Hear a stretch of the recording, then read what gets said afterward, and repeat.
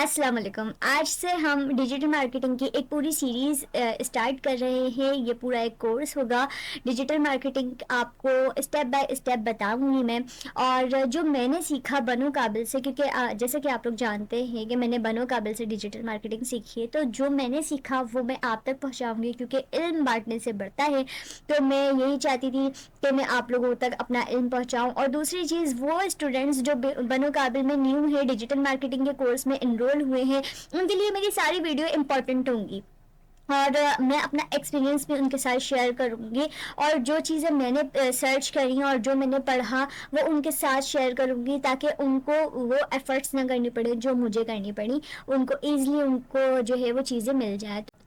Digital marketing सीखने के लिए जो सबसे पहली चीज़ हमें चाहिए होगी, जिसका हमें जानना है, वो है मार्केटिंग। मार्केटिंग क्या है, हमें सबसे पहले इसको पता करना है कि ये क्या चीज़ है। और मार्केटिंग को जानने के लिए, उसको समझने के लिए मैं आपके लिए एक बहुत अच्छी डेफिनेशन लेकर आई हूँ। बहुत ही इजी तरीके से आप इसको समझ सकते हैं और इसको याद भी बहुत इजी तरीके से कर सकते हैं। अगर आपको समझ आ गई तो याद करने में परेशानी नहीं होगी इंशाल्लाह ताला। तो जो डेफिनेशन में लेके आई हूँ, ये अमेरिकन मार्केटिंग एसोसिएशन से मैंने ली है और सर्च की है। और इस डेफिनेशन को मैं वर्ड बाय वर्ड आपको समझाने की कोशिश करूँगी। इंशाल्लाह ताला आपको ये ज़रूर समझ आएगी और आप इसको अपने पेपर्स में भी यूज़ कर सकेंगे। So let's get started. Welcome to my channel Honey the Explorer. Marketing is the activity set of institution and processes for creating, communicating, delivering, and exchanging offerings that have value for customer, client, partners, and society at large. Marketing is the activity. Marketing क्या है? वो उन्होंने कहा है marketing is the activity. इसको कैसे समझेंगे? Marketing activity क्या है? जैसे कि हम देखते हैं कि टीवी पर मार्केटिंग हो रही होती है, एक एक्टिविटी हो रही होती है। न्यूज़पेपर के ज़रिए एक्टिविटी हो रही थी। डिजिटल मार्केटिंग में बहुत से सोशल मीडिया प्लेटफॉर्म से इनके ज़रिए एक्टिविटी हो रही होती है। तो मार्केटिंग इज द एक्टिविटी का मतलब है एक्टिविटी के थ्रू जो है अपनी बात को पहुंचाना, अपनी कम्युनिकेट करना अपने क्लाइंट के साथ। सही है। तो यहाँ पर एक्टिविटी का मतलब ये है। पहले भी मार्केटिंग के लिए एक्टिविटी होती थी। मार्केटिंग कोई अभी से तो नहीं है। जब पहले इंसान ने कोई चीज़ बेची होगी तो उसने उसकी मार्केटिंग की होगी, यानी दूसरे इंसान से कम्युनिकेट किया होगा और कहा होगा ये चीज़ तुम्हारे लिए ज़रूरी है, ये खरीद लो। तो मार्केटिंग तो पास्ट जब से स्टार्ट हो गई, लेकिन उसके बाद हम अगर उठा के देखें इसकी हिस्ट्री, तो ढोलची आता था, वो ढोल बजा के कहता था कि भाई बादशाहों के दौर में की बात कर रही हूँ, तो वो फिर इस तरीके से वो मार्केटिंग करते थे। या फिर मेले लग जाते थे तो वहाँ प्रोडक्ट्स सेल हो जाती थी। इस तरीके से मार्केटिंग चलती आ रही थी। तो एक्टिविटीज़ तो शुरू से ही इसका हिस्सा रही हैं मार्केटिंग का। तो यहाँ पर इन्होंने यही बात कही है कि मार्केटिंग इज़ द एक्टिविटी। अब इसके बाद की लाइन देखते हैं। अच्छा, तो हमारी सेकंड लाइन है set of institution and process for creating. बहुत सिंपल सी बात है, समझना इतना मुश्किल नहीं है इसको। इसका मतलब है मार्केटिंग में set of institution and processing for creating का मतलब है कि कंपनीज किस तरह नए प्रोडक्ट्स या सर्विसेज बनाती हैं। सिंपल। ये इंस्टीट्यूशन वो जगह है जहाँ हर चीज़ का आगाज़ होता है। जैसे कि प्रोडक्ट डेवलपमेंट डिपार्टमेंट, जहाँ पे प्रोडक्ट बनाई जाती है। सही। फिर आता है प्रोसेस फॉर क्रिएटिंग, यानी कि किस तरह से नए आइडियाज़ को सोचा जाता है, रिसर्च की जाती है और फिर उस आइडियाज़ को हकीकतन एक प्रोडक्ट में तब्दील कर दिया जाता है। यह अमल अक्सर मुख्तलिफ डिपार्टमेंट के दरमियान कोलैबोरेशन से होता है, जैसे कि रिसर्च एंड डेवलपमेंट, डिज़ाइन और मैन्युफैक्चरिंग। तो set of institution and processes for creating का मतलब है ऑर्गेनाइज तरीके से नए चीज़ें बनाना, जिसमें मुख्तलिफ डिपार्टमेंट और तरीके शामिल होते हैं। इसी ऐसे ही कंपनीज ने बेहतरीन और इनोवेटिव प्रोडक्ट या सर्विसेज पेश करती है और इस तरह मार्केट में नए चेहरे या नए प्रोडक्ट्स वगैरह लेकर आया जाता है। कम्युनिकेटिंग, जो हमारा थर्ड वर्ड है हमारे पास, वो है कम्युनिकेटिंग। कहने को ये सिर्फ एक वर्ड है, मगर इसका बहुत बड़ा रोल है हमारी मार्केटिंग में।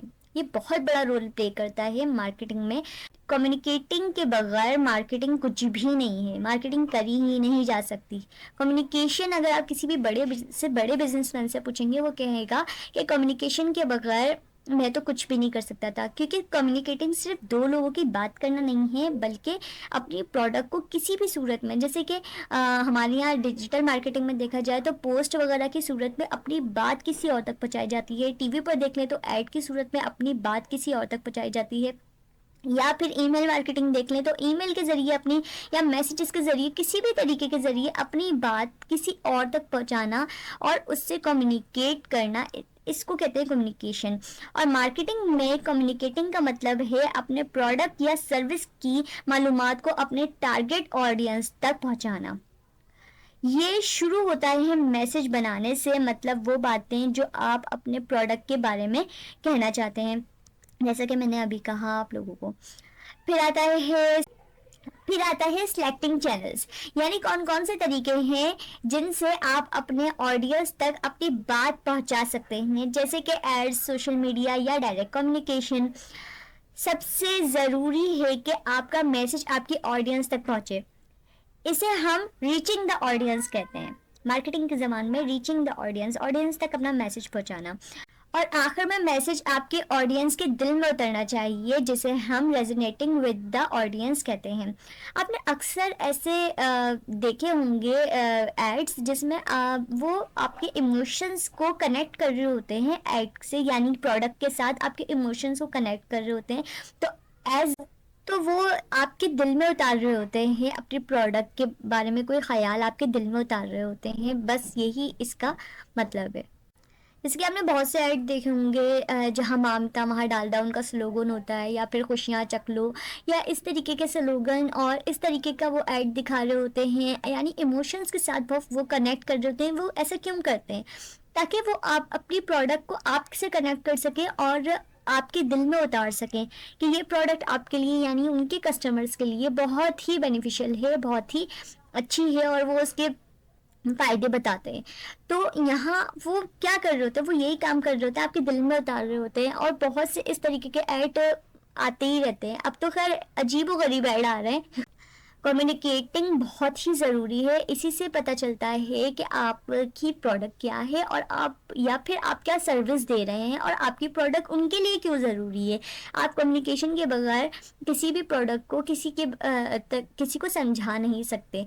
आपने प्रोडक्ट की तस्वीर तो लगा दी, लेकिन उसको डिस्क्राइब नहीं किया, या फिर या फिर जो उसकी पैकेजिंग है उस पर कुछ भी ख़ास नहीं लिखा हुआ, मतलब यही नहीं पता चल रहा कि ये प्रोडक्ट किस चीज़ के लिए है।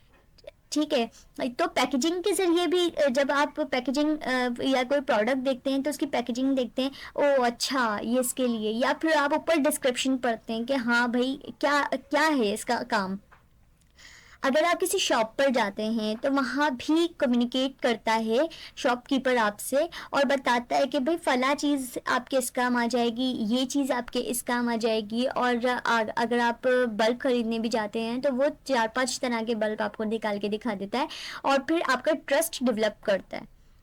तो यहाँ ये सब किससे हो रहा है? कम्युनिकेशन से हो रहा है। फिर आप वो चीज़ ले लेते हैं जो शॉपकीपर आपको बेचना चाहता है, क्योंकि आपका यहाँ ट्रस्ट जो है वो डेवलप्ड हो गया। लेकिन हम अभी कम्युनिकेशन पे, और ये सब कुछ कम्युनिकेशन के बगैर नहीं हो सकता। तो ये पार्ट जो है वो बहुत इंपॉर्टेंट है। अब हम इसके बाद देखते हैं हमारी डेफिनेशन में क्या है। Exchanging offering that have value for customers, clients, partner and society at large. तो यहाँ पर जो समझने वाली बात है वो है exchanging offering that have value for customer. Offer क्या है?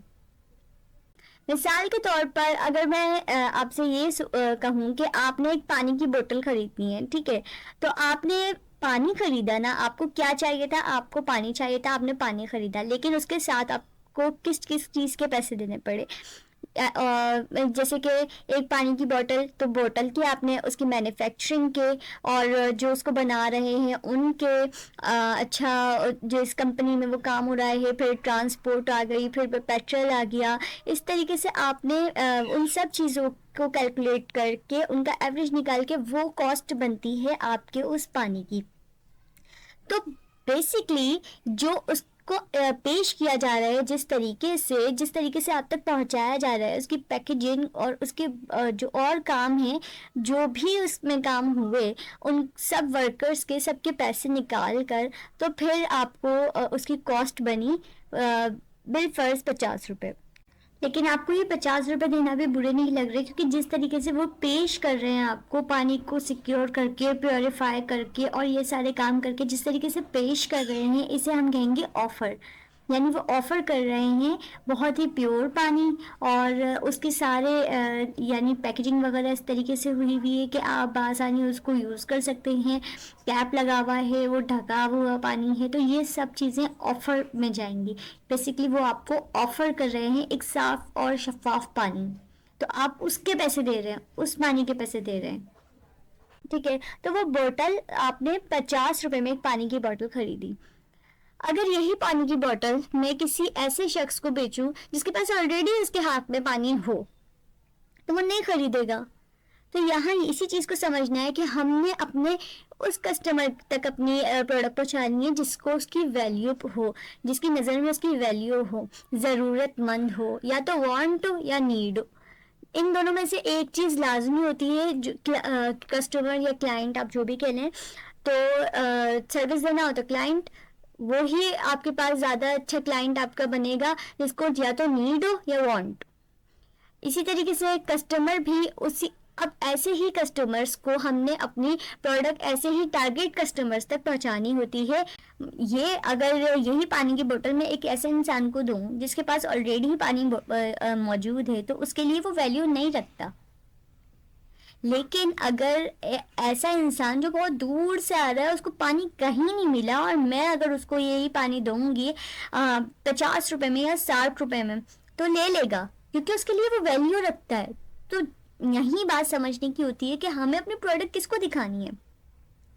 हमारे सर ने बनोकाबिल में, हमारे सर हारिस थे, उन्होंने हमें बताया था कि अगर आप आईफोन जो बिल्कुल नया आया हो, ठीक है, अगर आप किसी बहुत ही अब टारगेट जब हम करते हैं तो बहुत ही ऐसे इलाके के जो बहुत ही कम हैसियत का इलाका हो, अगर हम उसको टारगेट करेंगे तो उनके लिए कोई फ़ायदेमंद नहीं है। वो देखेंगे और आपकी पोस्ट को ऊपर ले जाएंगे, क्योंकि जाहिर सी बात है उन्होंने ख़रीदना ही नहीं है। पर क्लास के लोगों को आपने उनकी हैसियत की चीज़ें दिखानी है तो वो उसको बाय करेंगे। ठीक है, अगर अपर क्लास के लोगों को आप बिल्कुल लोअर क्लास के लोगों की कोई भी प्रोडक्ट दिखाएंगे, अपर क्लास के लोगों के को अगर आप लोअर क्लास के लोगों का साबुन दिखाएंगे तो वो नहीं खरीदेंगे, उनके लिए वो वैल्यू ही नहीं रखता।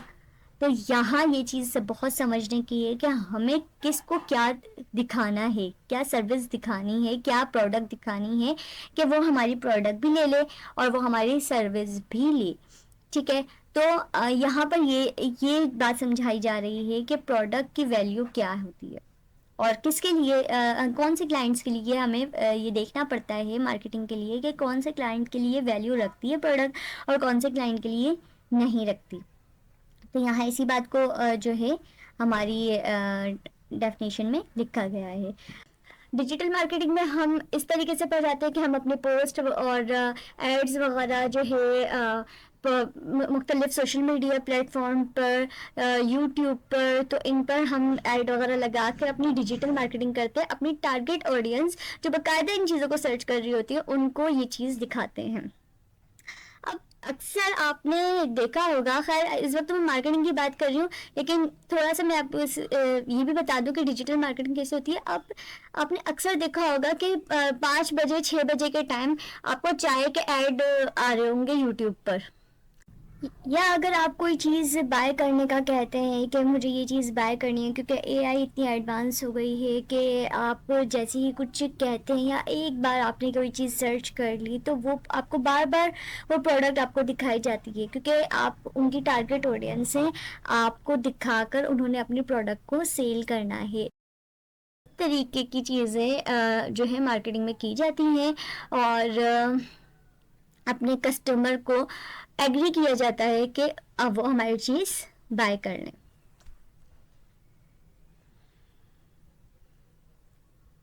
तो बेसिकली मार्केटिंग वो है जब कोई कंपनी अपने प्रोडक्ट या सर्विस को लोगों तक पहुंचाने के लिए कुछ काम करते हैं, कुछ एक्टिविटी करते हैं।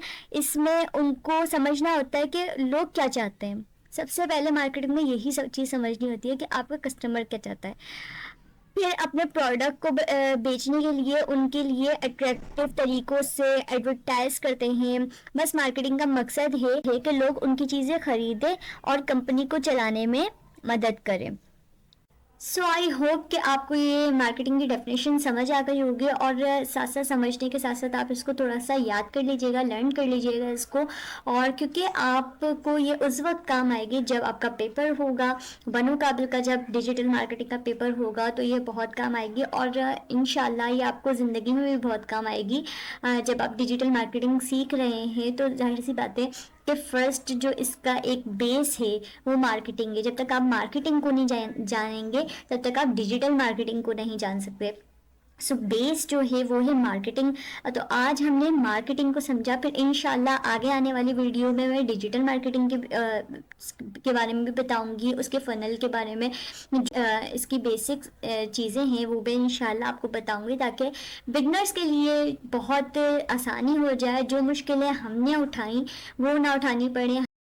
कि इसी तरह की डेफिनेशंस जैसे डिजिटल मार्केटिंग की और भी बहुत सारी चीज़ें हैं, उनकी डेफिनेशंस भी अच्छी जो भी होंगी वो मैं इसी तरह वर्ड टू वर्ड आपको जो है वो एक्सप्लेन करती चली जाऊंगी। तो आप लोगों के लिए बहुत सिंपल हो जाएगा। आप लोगों को सिलेबस वैसे तो बनो काबिल में भी आपको बहुत ज़्यादा सपोर्ट किया जाएगा, बट अच्छा है कि हमसे आप सीख लें, आप अपना बनो काबिल का कोर्स कंप्लीट कर सकें और डिजिटल मार्केटिंग को बहुत अच्छे तरीके से सीख सकें, ताकि वो आपकी ज़िंदगी में आपके लिए काम आए। और मुझे दुआओं में याद रखिएगा, और कोई भी क्वेश्चन हो मुझसे पूछिएगा, अगर मैं आंसर दे सकी तो मैं ज़रूर आंसर दूंगी आप लोगों को।